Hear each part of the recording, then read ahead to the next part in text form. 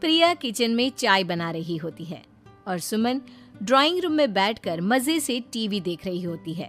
तभी दरवाजे की घंटी बजती है। प्रिया, जरा देखना तो कौन आया है।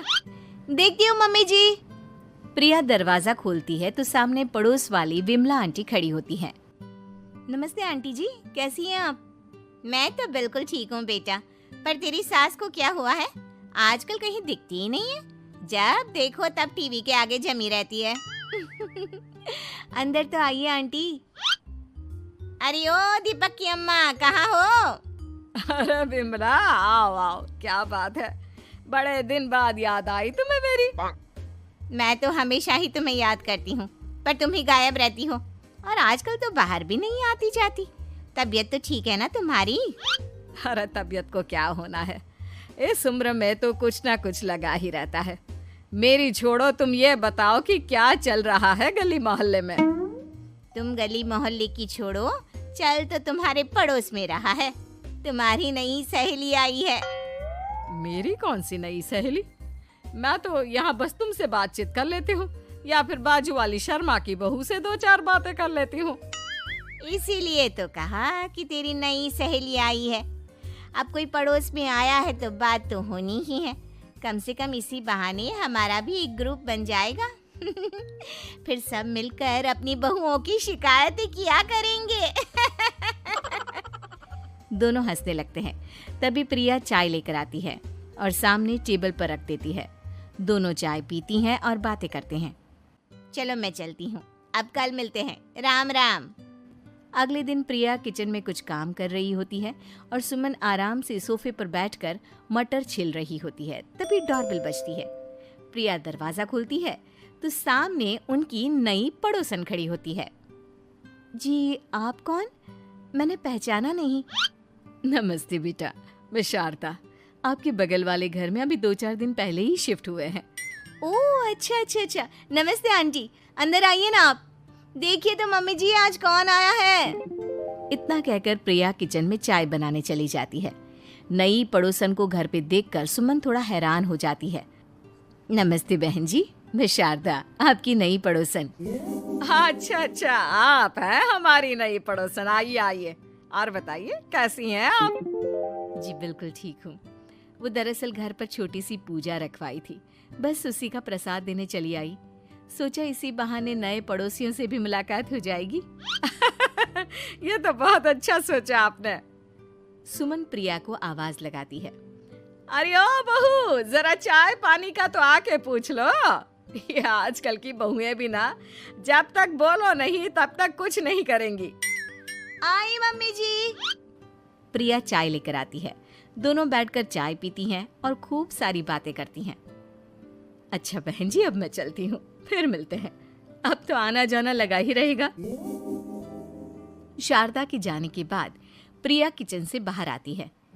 क्या बात है मम्मी जी, आप दोनों को देखकर तो लगा ही नहीं कि पहली बार मिल रही हो। आप दोनों तो बिल्कुल बिछड़ी हुई सहेलियों की तरह बातें कर रही थी। अरे जब दो औरतें मिल जाती है ना, तो बातें अपने आप ही निकल आती है। अब तू अपने काम पर ध्यान दे, बातों पे नहीं। ऐसे ही कुछ दिन बीत जाते हैं। अब सुमन और शारदा अच्छी सहेलियां बन गई होती हैं। दोनों एक साथ मंदिर जाती, मार्केट जाती और कभी कभी तो विमला भी इनके साथ मिलकर खूब हंसी ठिठोली करती। एक शाम तीनों बैठकर सुमन के घर पर चाय पी रही होती हैं कि तभी बहुत तेज बारिश शुरू हो जाती है। सुमन जोर से प्रिया को आवाज लगाती है।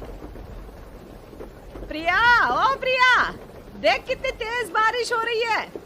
जाके छत से सारे कपड़े ले आ, नहीं तो सब भीग जाएंगे।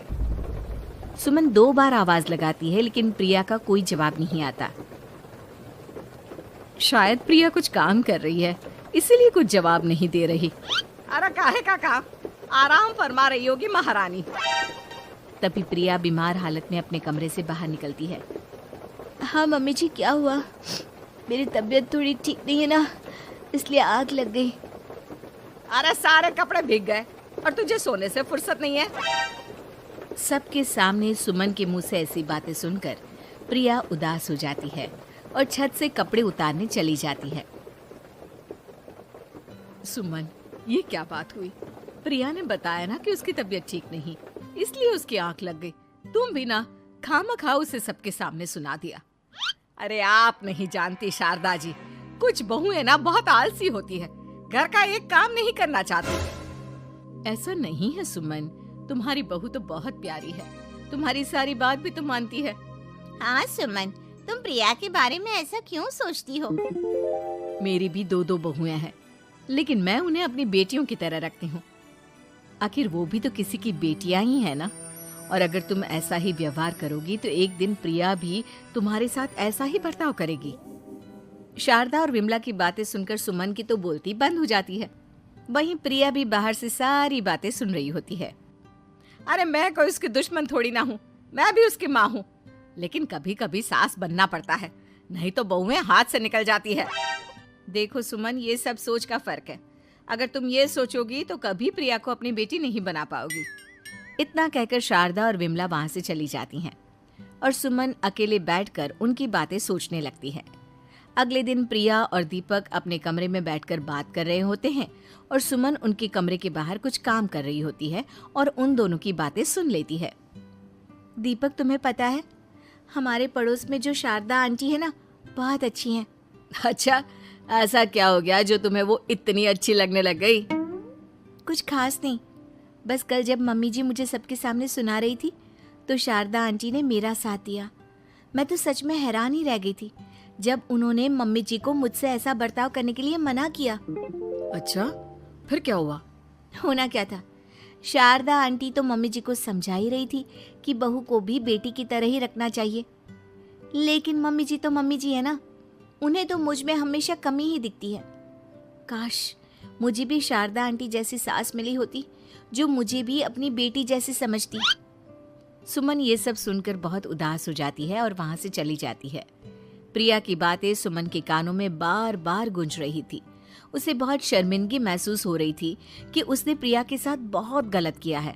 अगले दिन सुमन शारदा और विमला को बुलाती है। क्या बात है सुमन, आज तूने ऐसे अचानक क्यों बुलाया? सब ठीक तो है ना? हाँ, सब ठीक है, तुम दोनों बैठो तो सही। तब तक दीपक और उसके पापा भी आ जाते हैं। प्रिया, तुम भी आ जाओ। क्या हुआ मम्मी जी, आपने बुलाया? हाँ प्रिया बेटा, मैं आज सबके सामने तुमसे माफी मांगना चाहती हूँ। मैंने आज तक तुम्हारे साथ बहुत बुरा व्यवहार किया है, लेकिन तुमने कभी भी मेरे साथ बुरा बर्ताव नहीं किया।